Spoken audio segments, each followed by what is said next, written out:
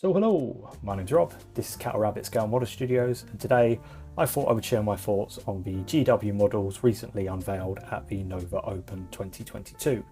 Before we get started, it is just worth me noting that these opinions are my own.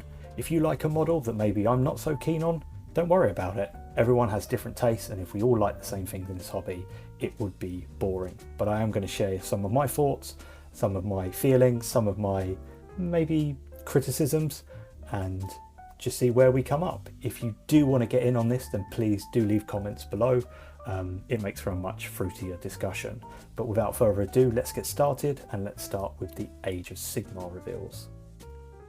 And the first up are battle tomes. As you can see here, obviously we knew we had Disciples of Zeech and the Lumineth Realm Lords on the way, but the confirmed destruction battle tomes for the autumn, there's been a lot of speculation whether it be Gloomspite Gits or things like that, are actually going to be my boys, Ogre Tribes, and the Sons of Behemoth. In the winter, we have got the Slaves of Darkness. I always look at pictures like this and I do kind of think to myself, that says 2022 to 23. So I think that gives a little leeway, just in case the Slaves of Darkness stuff runs a little bit later than anticipated, but it is on the way, obviously through the winter months. So probably expect that December, January time, I would have said, with the Ogre and the Sons of Behemoth stuff, probably any time from, I guess, October through to early December-ish. Then the first miniature, and I say miniature, we are going to look at is King Brood from the, or Brod, from the Sons of Behemoth army. Now, what's interesting about this one for me is this is an upgrade sprue. So you'll probably effectively get the standard kit along with an upgrade sprue in with it. I don't think they'll do the upgrade sprue separately, because I don't think there's a point of doing it separately, because no matter which way you build your Sons of Behemoth Mega Gargants, and I've done one before, you always use the legs and the majority of the belly and stuff like that. It's only over the arms and heads that changes. So I don't think this will be bundled separately, which is a shame. However, I really love that GW are doing stuff like this. I think this is a great way of just altering existing kits, which is probably quite cost effective from them. But I think it opens the door to see a lot of other bigger kits be upgraded in this kind of style, which is something that I think we can all agree is a good thing. Next up, we have the Bloodpelt Hunter for Ogre Tribes. It's no surprising that they have got another model coming. I was really kind of looking forward to this. This actually got leaked a little bit earlier on Twitter. I think there was a rather overly excited Warhammer community member that kind of posted this, so I knew there was something coming. I would have loved to have seen some more Ogre stuff, but you know what? When you're a mouse, crumbs will do. I do like this model. I will say I don't think it's the best one I saw from the Open. As I guess a die-hard Ogre player, something just feels very off about this model. I don't know whether his limbs are, I guess, in proportion. Something just didn't feel quite right about this. I love it. I love it's a new Ogre one. I'm definitely going to pick it up regardless. But I don't know, something just doesn't feel right about this model to me. But it's new Ogre stuff. I'm not going to grumble. I would like to see them get even more stuff. I hope this is just the tip of the iceberg to go along with the new battle tome. As I mean, you could run a whole Ogre army with Finecast stuff still, which I think in 2022 is something that GW does really need to sort out. But nevertheless, 2 thumbs up. Next up is the Slaves to Darkness. This is going to be an exclusive battle box to get your hands on super duper early. Really love this box. You've got the new Demon Prince, who to me has got a great selection of heads to really add some flavour to him. I don't know how poseable he's going to be, but I like the effort regardless. Never been a big fan of painting wings though, so we'll see. But I do really love how this guy looks. He's got a great style. The pose, that they displayed there was just really cool. And next up are the Ogroid Feridons. I never know if I'm saying that right, I'm bad at pronunciation. Love the Ogroid stuff. The Mermadon from Warcry, fantastic miniature, had a blast painting that up. Really, really cool models, and I'm glad they're kind of getting their own dedicated unit. Once again, really, really love these models. Can't wait to get my hands on them. I think they're going to be great fun, and I think they're going to be really popular with a lot of the community. I can see a lot of people adding the Myrmidons and the Thaumaturge, and just doing an Ogroid army in the film of, you know, everyone wants a troll army when they play, you know, Destruction or Gloom Spites and stuff like that. I think you're going to see a lot of players trying to do a dedicated Ogroid army, which I think is going to be absolutely fantastic to see. I do wonder how well these bits will kind of combine with things like Beasts of Chaos, something like Bulgors. I don't know the proportions of them, but I can see a lot of people kind of dipping into kits and really making some unique stuff, which I'm really excited for. And then we have the new Chaos Chosen. Once again, I think these are great looking models. I expect there to be a couple of variants from each poses. Once again, they're just really good sculpts, and I think these are going to be, especially on the painting side of things, you'll see a lot of people hand pick these and really kind of do some amazing jobs painting these guys up. Each pose is really cool, so I think there's going to be a lot of community members out there, especially on the painting side of things, that are really going to, you know, dedicate themselves to our models, and you're going to see some fantastic paint jobs. But overall, I'm a big fan of the Slaves of Darkness range. I was a gnat's hair close to starting a Slaves of Darkness army, but opted for Caradons instead. But they were something that were really, really, really on my radar.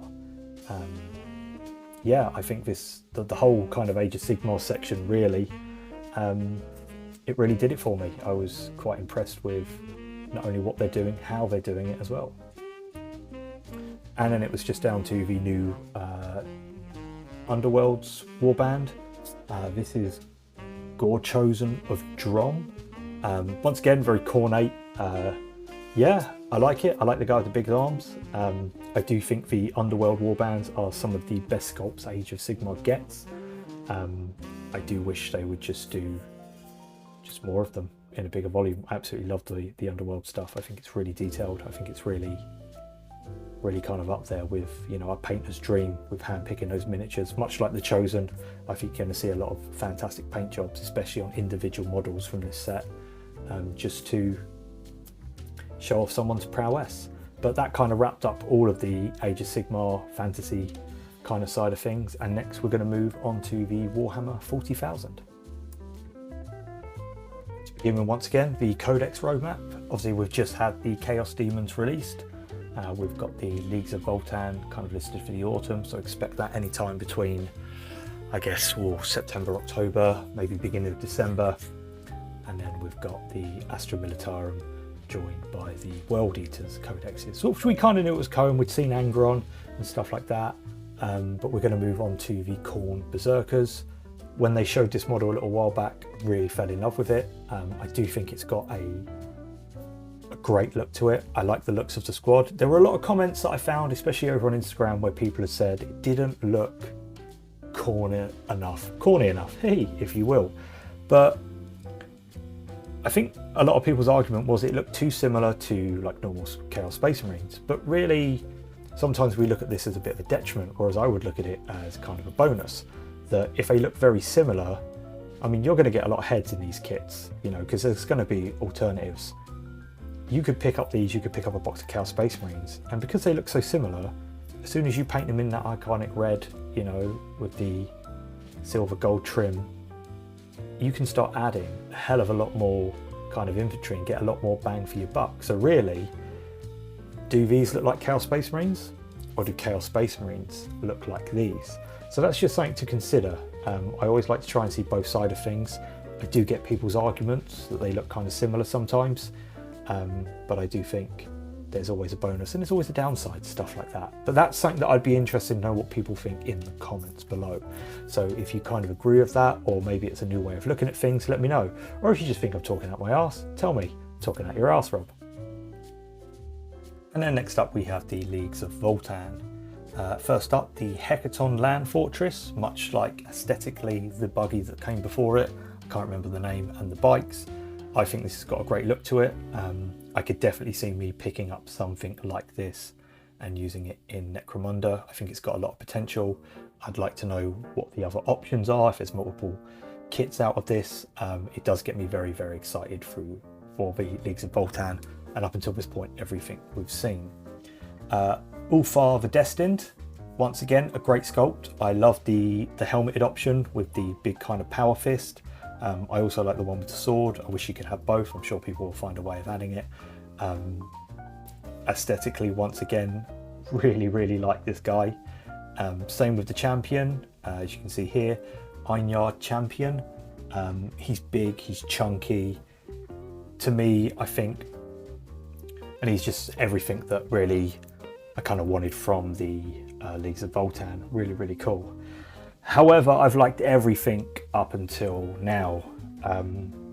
The Broken Iron Master, whereas I like the guy with the fancy jacket, I'm not too keen on the weird floating things, the Ironkin type things. I don't know what it is about it. Maybe it's the angle of the picture, but not overly keen on them. It's kind of like they started with something cool and then just lost interest halfway through. It doesn't do it for me, unfortunately.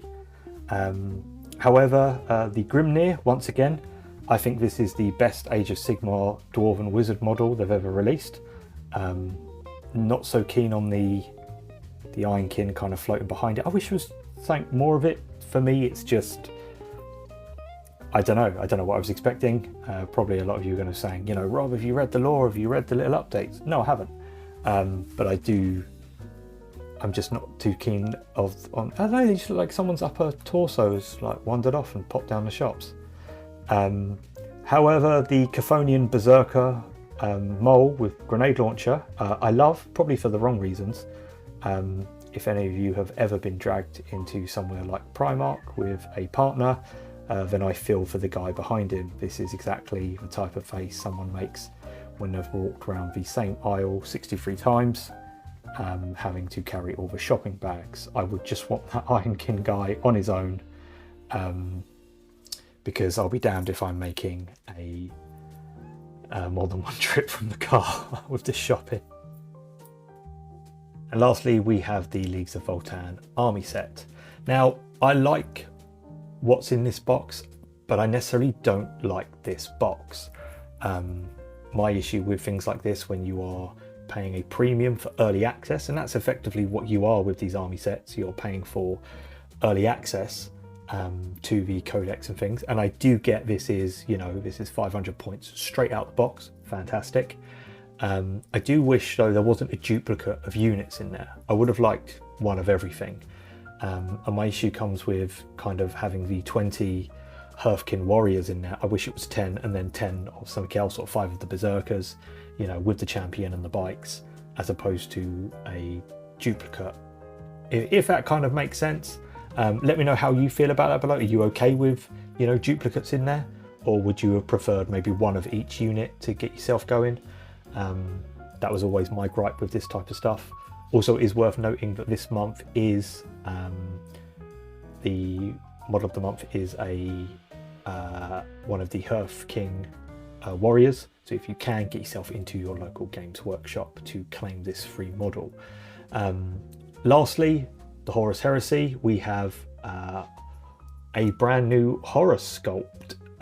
Now, once again, I don't know how I feel about stuff like this.